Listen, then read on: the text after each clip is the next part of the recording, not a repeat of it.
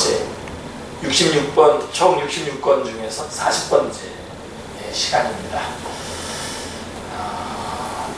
마태복음 1장 1절 말씀을 우리가 같이 나누도록 하겠습니다. 같이 마태복음 1장 1절 말씀 아마 띄워주시겠죠?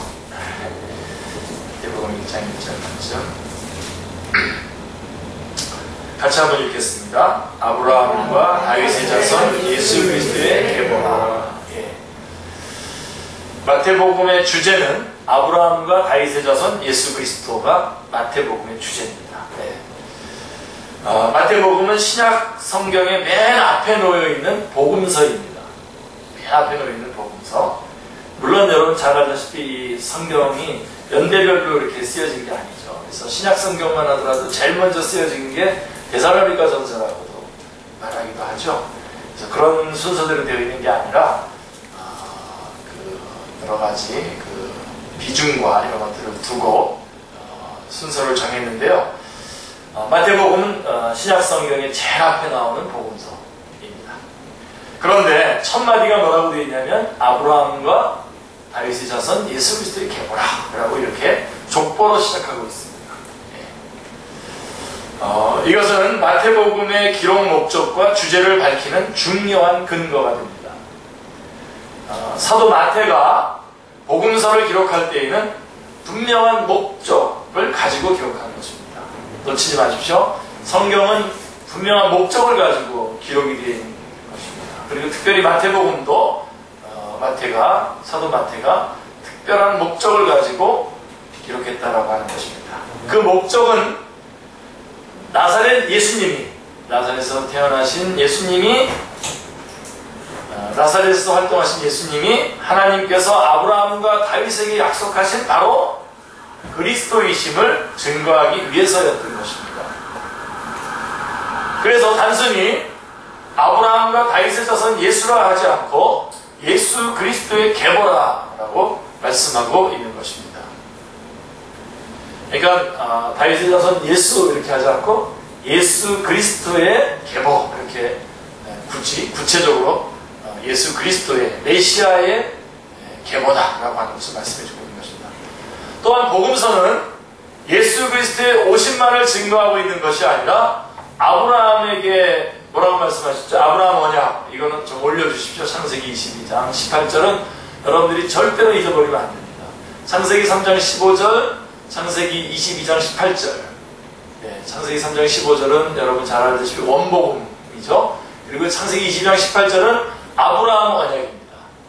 아브라함이 이삭을 바치고 난 후에 사실은 아브라함이 개인적으로 자기 아들, 독생자 자기 아들을 바쳤다 하는 그것을 말하려고 하는 것이 아니라 하나님께서 그 복음, 원복음을 구체적으로 더 진전된 계시로 보여준 것이 아브라함을 통해서 자기의 아들을 바치게 하는 사건으로 나타난 거죠. 그래서 그렇게 하고 난 다음에 주신 말씀입니다. 또 내 씨로 말미암아 천하 만민이 복을 받으리니 그래서 어떤 사람은 이걸 가지고 아브라함의 아들 이삭이 복을 받았구나. 그래서 아브라함과 같이 자기의 중요한 것을 바치면 하나님께서 그 자손을 잘되게 해준다. 그런 식으로 이제 교훈으로 끌고 가서 말씀을 전하기도 하는데 그렇지 않습니다. 그 원래 목적은 이겁니다. 바로 내 씨로 말미암아 이 씨가 누굽니까? 예수 그리스도를 말하는 거죠. 그래서 결국은 메시아 언약이에요. 이게 바로 메시아로 말미암아 복을 얻을 것이다. 복 중에 가장 큰 복이 뭡니까? 가장 핵심되는 복, 예수 그리스도를 믿고 구원받는 거죠. 그래서 그게 바로 아브라함 메시아 언약이에요. 내 씨로 말미암아 천하 만민이 복을 받으니 이는 내가 나의 말을 준행하였으며 하신다. 이렇게 되어 있습니다. 자, 그래서 이 예수 그리스도의 오심만을 증거한 게 아니라 아브라함에게 내 씨로 말미암아 천하 만민이 복을 받으리니라고 언약하신 대로 그 다음에 또 그리고 그렇게 말씀하신 대로 죽으시고 다시 사심을 통해서 천하 만민에게 구원의 문이 열렸음을 증거하는 데까지 나아가고 있는 것입니다. 그래서 예수 그리스도의 오심 그리고 예수 그리스도께서 오셔서 그로 말미암아 그분의 십자가와 부활을 통해서 그로 말미암아 모든 족속이 모든 사람이 복을 받을 것이다 라고 하는 것까지 나아가고 있습니다. 이 점을 여러 선지자들의 예언을 인용해가지고 여러 선지자들의 예언을 인용해서 1장 22절에 보면 중요한 말씀이 한번 같이 읽겠습니다. 이 모든 일이 된 것은 주께서 선지자로 하신 말씀을 이루려 하심이니. 예. 바로 이 마태복음 1장 22절 말씀이 그래서 이렇게 예언된 말씀들이 다 이미 예언되어 선지자들에 의해서 예언됐던 말씀들이 이루어지는 것이다 라고 하는 것을 입증하고 있는 것입니다. 마태복음은 바로 그런 부분에 중요한 강점을 가지고 있습니다. 그래서 먼저 1장에 보면 족보가 나오거든요. 예수 그리스도의 족보로부터 시작을 합니다. 그래서 1장의 족보를 유의해 보면 아브라함에게서부터 다윗까지 2절부터 6절인데요. 아브라함으로부터 다윗까지 쭉 나오죠. 아브라함, 이삭, 야곱, 유다와 그 형제들 베레스와 세라, 에스론, 암미나답, 나손, 살몬, 보아스, 오벳, 이세, 다윗까지 이렇게 아브라함에서 다윗까지 2절부터 6절, 그 다음에 다윗에게서부터 바벨론 포로로 잡혀갈 때까지가 6절부터 11절에 나옵니다. 그리고 포로로 잡혀간 그 후부터 다시 예수 그리스도까지 12절부터 16절인데요. 14대씩 세 부분으로 정리가 되어 있는 것을 보게 됩니다. 그래서 여러분들이 이 부분을 자세히 깊이 연구해 보면은 꼭 이 14대가 우리가 계산하는 것처럼 아버지 아들 이렇게 쭉 해가지고 꼭 14대씩 딱딱 맞지 않아요. 그런데도 마태복음은 분명히 아브라함으로부터 다윗까지, 다윗으로부터 포로까지, 포로부터 예수님까지 이렇게 아주 세 번을 14대씩으로 딱 끊어서 정리를 해주고 있습니다. 자, 왜 그랬을까요? 이거 많이 저한테 질문 많이 하던데. 자, 이렇게 하고 있는 의도는 뭐냐? 이 세 부분을 통해서 뭘 강조하려고 하냐면 아브라함을 강조하고 앞부분 아브라함, 그 다음에 그 뒷부분은 다윗, 그 뒤에는 예수님. 그러면 그 앞에는요, 아브라함 앞에는요, 원복음. 그죠? 원복음, 아브라함이냐, 다윗이냐, 예수 그리스도. 이렇게. 그래서 이 마태복음은 들어오자마자 1장에서 족보를 말씀해 주면서부터 바로 이 메시아 언약이 끊임없이 진행되고 있고 성취되고 있음을 말씀해 주고 있는 것입니다. 그것을 부각시키기 위해서 아브라함과 다윗과 예수 그리스도를 부각시키기 위해서 14대씩 끊어서 그 족보를 기록해 두고 있는 것입니다. 그래서 아브라함은 아까도 말씀했지만 창세기 22장 18절 말씀을 기억하셔야 되고요. 그 다음에 다윗은요, 오늘 오전에도 말씀드렸듯이 7장 12절, 사무엘 7장 12절. 그러니까 창세기 22장 18절 기억해 두시고요. 그 내용은 혹시 좀 정확하게 암송하지 않는다고 하더라도 22장 18절은 기억하셔야 됩니다. 그 다음에 열왕기 하 7장 12절도 기억하셔야 돼요. 그래서 이 열왕기 하 7장 12절은 다윗이 마음이 좀 높아져가지고 내가 주님 성전 지어드려야 되겠다 막 그러면서 그런 얘기가 있었던 그 후에 있었던 주님이 주시는 말씀이지 않습니까? 다시 한번 7장 12절 한번 띄워주시면 제가 한번 읽어드리겠습니다. 내 수완이 차서 내 조상들과 함께 누울 때에 내가 내 몸에서 날 내 씨 내 뒤에 세워 씨를 내 뒤에 세워 그의 나라를 경배하라. 내 몸에서 날 내 씨는 누굴 말하는 겁니까? 직접적으로는 지금 솔로몬을 얘기하는 거지만 궁극적으로는 누굴 말하는 겁니까? 예수 그리스도를 말하는 겁니다. 이게 메시아 언약입니다. 그래서 두 산맥 아브라함과 다윗은 구약 구속사에 우뚝 섰은 두 거봉입니다. 그래서 이 성경을 쭉 이렇게 읽어나갈 때에 우리가 지난번에 우리 욥기서 공부할 때 번제를 시작해서 번제를 끝난다고 그랬잖아요. 그래서 마치 그런 것처럼 맨 앞에 원복음이 있고 아브라함이라고 하는 기둥과 다윗이라고 하는 기둥이 있고 그 다음에 예수 그리스도께서 직접 오셔서 실제로 십자가에 달려서 그 역사해 주시는 내용이 이렇게 쭉 연결되어 있습니다. 그렇죠?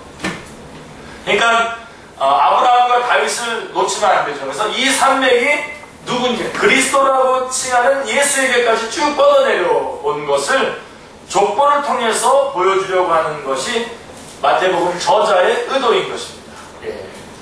자, 하나님께서 아브라함에게 이렇게 말씀했죠. 22장 18절에 내 씨로 말미암아 천하 만민이 복을 받으리니 라고 언약하시고 다윗에게 뭐라고 했어요? 내가 내 몸에서 날 내 씨를 내 뒤에 세워 그의 나라를 견고하게 하리라 라고 하신 그 언약을 예수 그리스도로 성취해서 주셨음을 입증하기 위해서 마태복음 1장은 그렇게 족보를 14개씩 나누어서 말씀해주고 있다는 것입니다.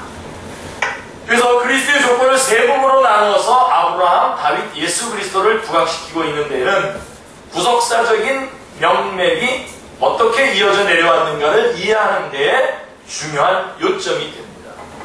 그래서 마태복음 앞부분의 이 족보는 아주 중요한 족보입니다.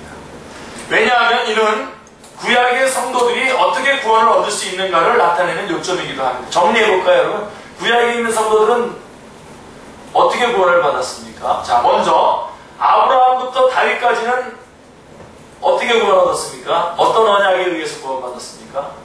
아브라함의 언약이죠. 아브라함에게 세워주신 언약을 믿는 믿음 안에서 구원을 얻었고, 그러니까 여러분들이 더 궁극적인 답을 알지만 일단은 요거대로 좀 따라서 해주셔야 됩니다. 그 다음에 두 번째로 다윗부터 그리스도가 오시기까지는 다윗에게 세워주신 언약을 믿는 믿음 안에서 구원을 얻을 수가 있었던 것입니다. 그렇죠? 자, 그래서 아브라함 언약과 다윗 언약이 예수 그리스도의 탄생과 죽으심과 다시 사심을 통해서 실제로 성취가 되었던 것이죠.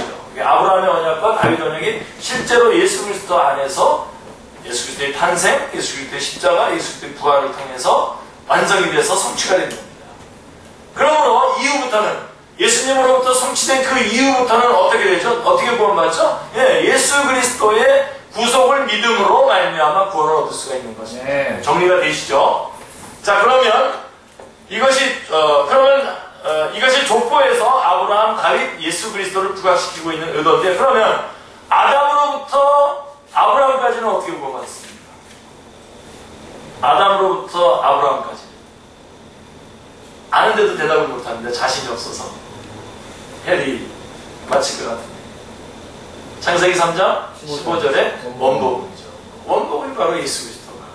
그러니까 원복음, 아브라함 언약, 다윗 언약, 예수 그리스도를 믿음으로. 이게 다 같이 뭡니까? 다 같이 예수 그리스도를 믿음으로 말미암아 구원받는다라고 하는 것입니다. 그러니까 구약 성경에 있는 구약 사람들은 율법을 지켜서 구원받고 신약은 예수님 믿어서 구원받고 그런 게 아니라 다 예수 그리스도로 말미암아 구원받는 것입니다. 할렐루야. 예.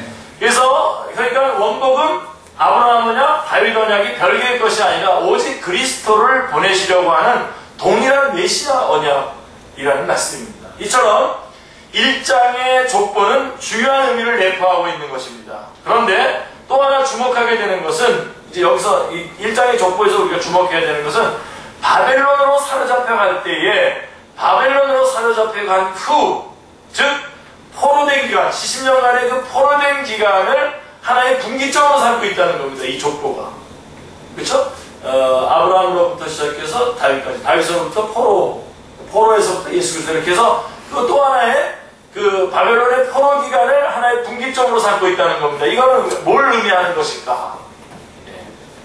이것은 하나님의 언약이, 그리고 메시아 언약이, 다윗의 왕위가 포로 기간에도 단절된 것이 아니라는 겁니다. 단절되거나 중단됨이 없이 계속해서 계승되어서 유다 지파를 통해서 계속해서 계승되어 내려왔다는 것을 드러내기 위해서 포로 기간 동안에도 하나님의 구속의 역사는 중단되지 않았다라고 하는 것을 분명하게 드러내기 위해서 바로 그 포로 기간을 분기점으로 해서 앞뒤로 설명을 했다는 것입니다.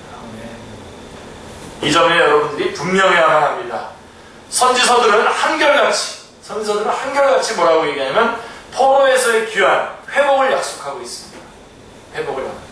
예, 우리가 뭐 에스겔도 에레미야도 그 포로가 되기 전까지는 자, 북쪽 이스라엘이 저렇게 망했는데 남쪽 너희들은 그렇게 하지 말고 주님을 의지해야 된다라고 강력하게 주장했지만 넘어간 다음에 어떻게 했습니까? 회복을 약속했잖아요. 그죠? 그런 것처럼 모두 다 한결같이 포로에서의 귀한 회복을 약속하고 있습니다. 그런데 이 회복이 바벨론으로부터의 돌아옴으로 완성되는 것이 아니죠. 그죠? 이 회복은, 이 선지자들이 말하는 회복은 두 가지 같이 보는 거죠. 바벨론 포로로부터의 회복도 1차적인 회복이지만 그 다음에 궁극적인 회복은 뭐죠? 죄 가운데에 포로되었던 우리들을 예수 그리스도로 말미암아 구원하는 회복을 말하는 것입니다. 그 궁극적인 회복을 말하는 것입니다. 그래서 에덴에서 추방당한, 즉 사탄의 노예에서 돌아옴과 겹쳐져 있는 것을 보게 됩니다. 선지자가 회복을 말씀하는 문맥을 관찰해 보시기를 바랍니다. 잘 관찰해 보시면 이렇게 되어 있어요. 에스겔 37장 24절을 보면 이렇게 되어 있어요. 내 종 다윗이 그들의 왕이 되리니 그들 모두에게 한 목자가 있을 것이다. 이렇게 되어 있어요. 여러분, 에스겔에서 저 말을 할 때 다윗은 언제 죽었어요? 벌써 수백 년 전 사람이 지금 에스겔이 BC 7세기경에 지금 예언자인데 저 말을 할 때 다윗은 벌써 이미 몇백 년 전에 죽은 사람입니다. 그러므로 이것은 다윗의 자손으로 오실 예수 그리스도를 가리키는 것이 분명합니다.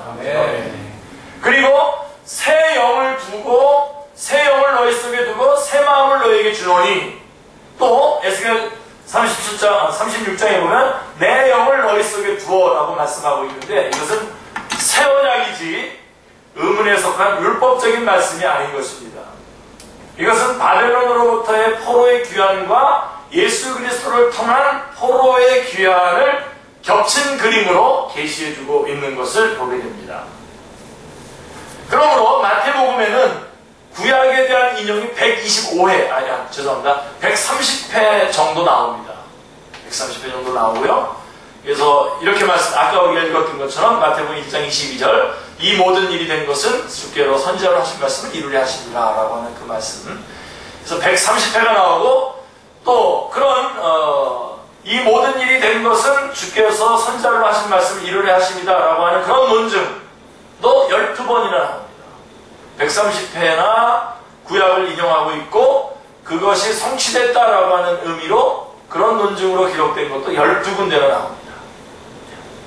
거기 쭉 제가 마태복음 1장 22절 2장 5절에서 쭉 12군데에 등장합니다. 그러므로 구약 성경의 중심 주제는 잘 아시죠? 구약 성경의 중심 주제 요한복음 5장 39절. 이거는 우리가 그냥 귀가 닳도록 여러분들에게 말씀드리고 있는데 절대로 놓쳐서는 안 돼요. 같이 읽겠습니다.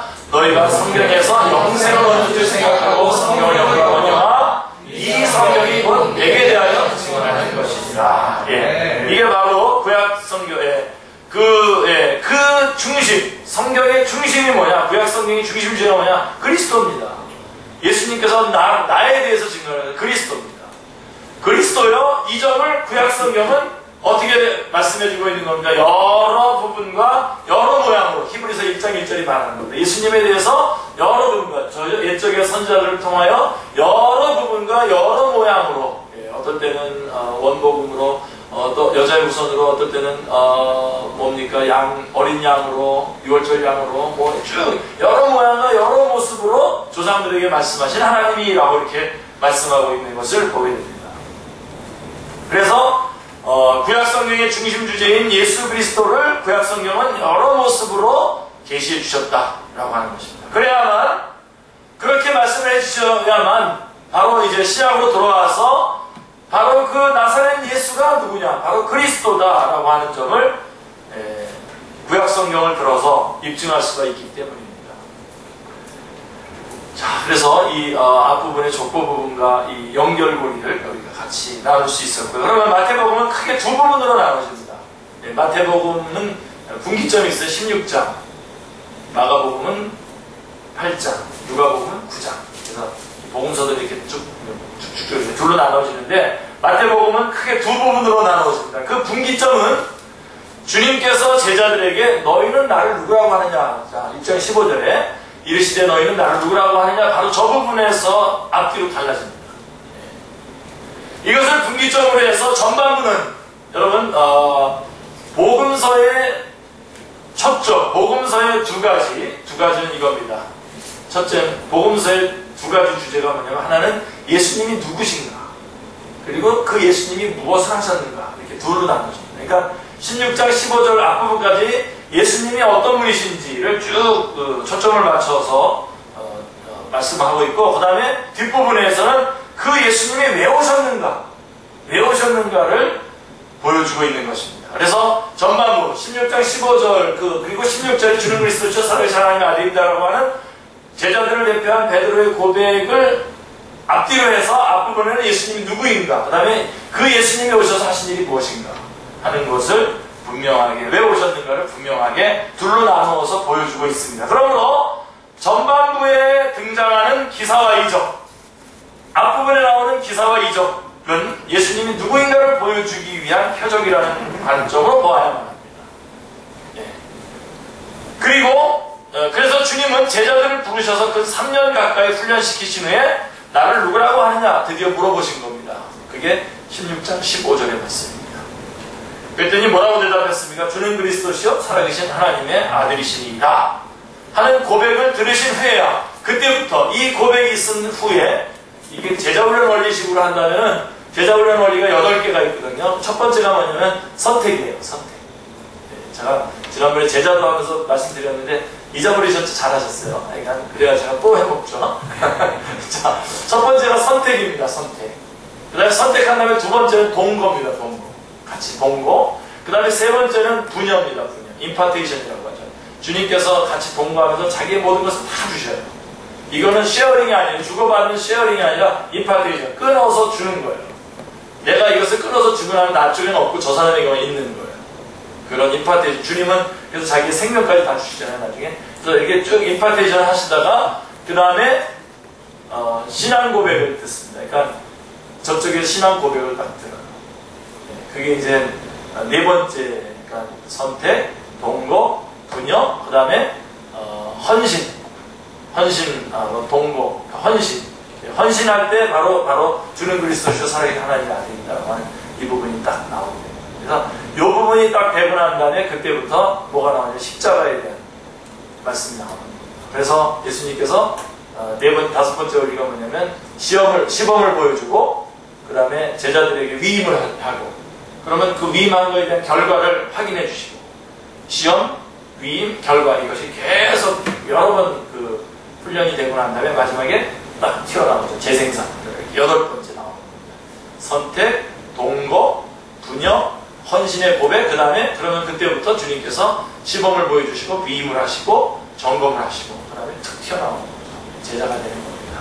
그러니까 그런 그 원리인데, 가장 중요한 그 제자훈련 원리에서도 가장 핵심이 뭐냐면 바로 이 16장 15절 16절에 바로 헌신에 대한 선언입니다. 주는 그리스도시요 살아계신 하나님의 아들입니다 라고 하는 그 분명한 고백. 근데 그 고백이 있은 다음부터 제자들을 부르신 직후에 그런 그 고백을 받은 다음부터 예수님께서는 이렇게 말씀하십니다. 16장 21절에 이때로부터 예수 그리스도께서 자기가 이때로부터 바로 주는 그리스도시요 살아계신 하나님의 아들입니다라고 하는 그런 고백이 있으니 이때로부터 예수 그리스도께서 자기가 예루살렘에 올라가서 장로들과 대제사장들과 서기관들에게 많은 고난을 받고 죽임을 당하고 제3일에 살아나야 할 것을 제자들에게 비로소 나타내시라. 그래서 이런 비로소, 이때부터 이런 단어들을 잘 보셔야 됩니다. 왜 그러냐면요, 자, 바로 이게 예수님이 오신 목적인데, 만약에 이 제자들을 부르자마자, 선택하자마자 바로 헌신을 요구했다면 아마 대답을 못했을 겁니다. 주님께서는 함께 동거하시면서 철이 철을 날카롭게 하듯이 자기가 막 부딪히면서 같이 제자들과 나눴거든요. 같이 주무시기도 하고 같이 피곤하게 같이 어려움도 같이 겪으시고 기적의 현장에도 같이 있으시고 그러면서 같이 동거했거든요. 이게 굉장히 중요합니다. 그래서 제자들을 부르신 직후에 제자들이 예수 그리스도가 누구인가를 인식하기도 전에 너희는 나를 누구라고 하느냐 이렇게 물었다면 뭐라고 대답했겠습니까? 랍비라고 말했겠고, 아니면 기적을 일으키시는 분이군요 하면서 이렇게 예수님에 대해서 잘못 알 수 있었을 것입니다. 그리고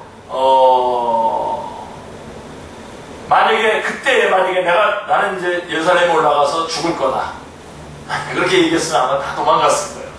그렇지 않아도 많은 사람들이 팔로워들이 많았었는데 팔로워들이 다 떠났거든요. 그리고 나머지 이제 디사이플 제자들만 이제 나중에 남게 되는데요. 우리 주님께서는 그렇게 하시지 않았다는 겁니다. 그러므로 이 복음서의 주제는 두 가지. 그래서 그래서 뒷부분을 얘기하려면 앞부분을 잘 알아야 됩니다. 예수님이 누구신가? 그래서 복음서의 주 주제. 이거는 마태복음만이 아니라 복음서의 두 주제는 예수 그리스도께서 누구신가? 그 다음에 또 그분이 왜 오셨는가? 이 두 가지인데, 자, 이렇게 정리할 수 있습니다. 예수님이 누구신가요? 예, 그리스도요 하나님의 아들이다. 이게 첫 번째 앞부분의 핵심 내용이고요. 뒷부분은 뭐냐? 그분이 왜 오셨는가? 많은 사람의 대성물로 주시기 위해서 20장 28절이죠. 인자가 오고서 섬김을 받으려면 도리어 섬기라고 자기 목숨을 많은 사람의 대성물로 주려 함이라. 이것이 뒷부분의 주제요. 예수님이 오신 목적입니다. 그래서 이렇게 둘로 딱 요약이 되는 겁니다. 마태복음도 여기에 해당이 됩니다. 자, 그래서 예루살렘에 올라가 많은 고난을 받고 죽임을 당하고 제3일에 살아나야 할 것을 제자들에게 비로소 나타내신 주님은 그 이후로 어떻게 했습니까? 비장한 마음으로 예루살렘을 향해서 나아가시고 계시는 겁니다. 이제는 십자가를 향해서 쭉 나가시는 거예요. 사실은 이 예수님은 어디서부터 이렇게 비장한 마음으로 걸어오셨습니까? 창세기 3장 15절부터 쭉 계속해서 이 걸음을 걸어오셨던 것입니다. 그래서 20장 18절 19절에 보면 보라 우리가 예루살렘으로 올라가노니 인자가 대제사장들과 서기관들에게 넘겨주매 그들이 죽이기로 결의하고 이방인들에게 넘겨주어 그를 조롱하며 채찍질하며 십자가에 못 박게 할 것이나 제3일에 살아나리라 하고 1차, 2차, 3차에 걸쳐서 16장 21절, 19장 23절, 20장 19절 계속해서 예수 십자가를 향해서 내가 나아간다라고 하는 것을 분명하게 고백하고 나아가고 계시는 것을 보게 됩니다. 자, 복음서에는 주님의 행적과 교훈과 기사와 이적 등이 등장합니다. 교훈, 행적, 그 다음에 기사, 이적 등이 계속해서 등장합니다. 근데 이런 것들을 만약에 단편적으로 다루어서 어떤 교훈이라든가 어떤 우리들이 행할 어떤 지침으로 우리에게 제시를 한다면 복음서의 기록 목적을 이탈하는 것이 됩니다. 그래서 아까 말했던 복음서의 그 두 가지 중요한 주제를 놓치시면 안 됩니다. 그래서 그렇게 한다면 복음서의 그 구조를 해체하는 거죠. 해체시키게 되고 말입니다. 예수님이 누구신가? 그는 왜 오셔야만 하는가? 라고 하는 전체적인 구도 안에서 그 말씀들을 해석해내야 됩니다. 그래서 여러분 좋은 선생님을 이렇게 가지고 있는 거 그런 것들을 알고 전하는 선생님이 있는 거는 참 좋은 겁니다. 우리 주현 집사님이 수요일마다 이렇게 찬양 인도하고 나서 우리에게 좋은 목사님을 주셔서 말씀 가르치신 좋은 목사님 주셔서 이렇게 주신다. 그 말이 그냥 농담이 아니라 진심이죠. 그죠?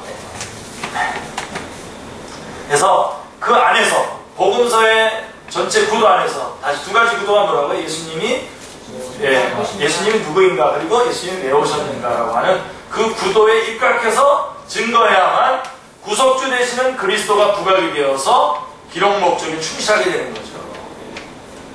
그래서 사람들이 이상하게 예수님을 만나러 와가지고선 성경에 있는 어떤 나사로를 만나러 간다. 이렇게 다 끝나는 거죠. 그러면 나사로를 만나면 또 예를 들면 사개오 와서 이렇게 만나잖아요. 그러면 또 박탈감만 느끼는 거죠. 나는 또 사개오 같이 못하는데. 그러면서 박탈감만 느끼게 되는 거죠. 근데 여러분 성경은 부속사죠. 부속사입니다. 욥의 친구들처럼 어떤 율법과 윤리와 이런 것들을 가지고 우리를 촉구하는 말씀이 아니라 그런 것들을 통해서 우리가 죄인으로 드러났다고 하더라도 우리에게 누가 있다고요? 구속자가 계시고 대속자가 계신다 하는 그게 우리의 성경의 기록 목적이죠. 성경의 모습입니다. 그걸로 귀결되지 않는다면 성경은 하나의 교훈집으로 바뀌게 될 것입니다. 율법책으로 바뀌게 될 것이죠. 그래서 여기에 설교자들의 착각과 혼동이 있습니다. 복음서를 설교하면서도 복음의 기록 목적과 구조를 망각한다면 그는 복음을 증거하고 있는 것이 아니라 교훈을 말하는 것이 된다는 말씀입니다. 교훈 여러분 좋은 겁니다. 그러나 교훈에는 뭐가 없다고요? 답이 없어요. 우리가 그 교훈대로 살아야 되는데 우리는 그렇게 살려고 노력합니다. 그리스도인들. 그러나 결국은 실패하게 되면 어떻게 되는 겁니까? 그래서 거기에서 우리가 답을 못 찾는 겁니다. 그러나 성경은 구속사고 그 교훈의 말씀들로 인해서 예수 그리스도의 십자가가 무의미하게 되면 안 되겠죠. 그죠? 왜요? 이 성경은 누구에 대해서 얘기하는, 예수 그리스도에 대해서 얘기하는 거고, 예수 그리스도의 뭐에 대해서 얘기하는 겁니까? 구속의 역사에 대해서 말씀하는 것입니다. 그래서 우리가 다 실패한 자라고 하더라도, 그래서 뭐 맨 처음부터 널브러지게 실패하겠다는 얘기가 아니라, 실패했다고 하더라도 주님 앞에 왔을 때, 말씀 앞에 왔을 때 우리는 다시